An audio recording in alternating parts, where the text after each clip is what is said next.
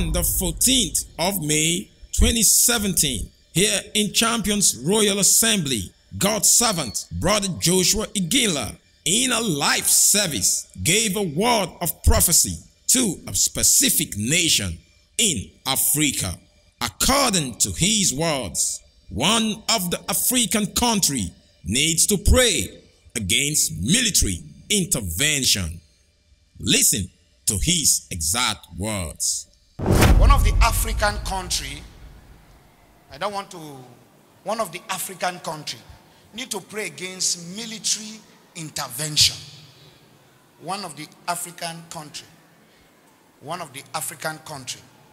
don't want to narrow it A, B, C.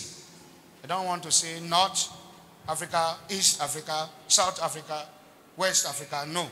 I just want to use the word one of the African country should pray against military intervention so that their democracy should not be truncated. I repeat it again. One of the African country. I say I don't want to say North Africa, East Africa, South Africa, or West Africa. I just want to leave it as an Africa should pray that their democracy should not be truncated. I leave it that way.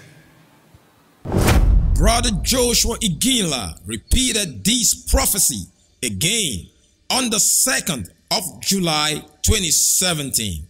According to his words, a specific African country should pray against military intervention.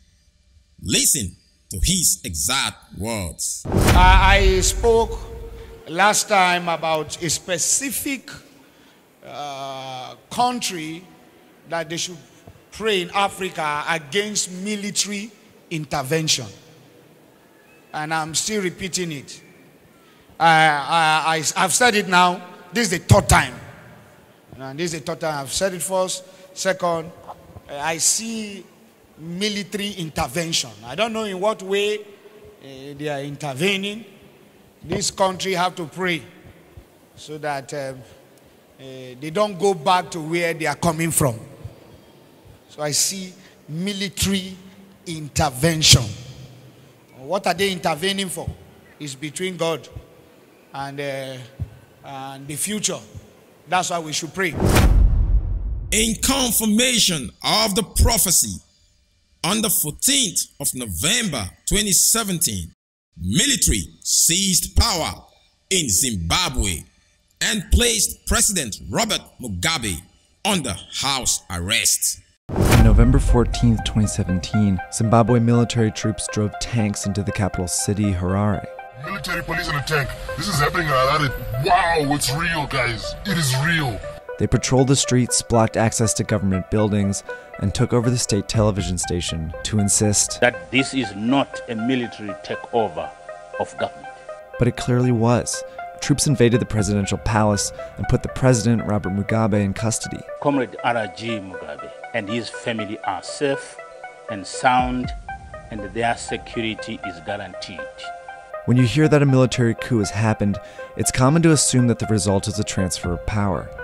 But in this case, it's very clear there is no revolution. It's merely an internal fight among the country's elites. Zimbabwe is one of the most corrupt countries in the world, and what we're seeing is a fight to keep it that way. As soon as we have accomplished our mission, we expect that the situation will return to normalcy. A developing news story in Zimbabwe at the moment, where thousands of people are flooding the streets of the capital, Harare.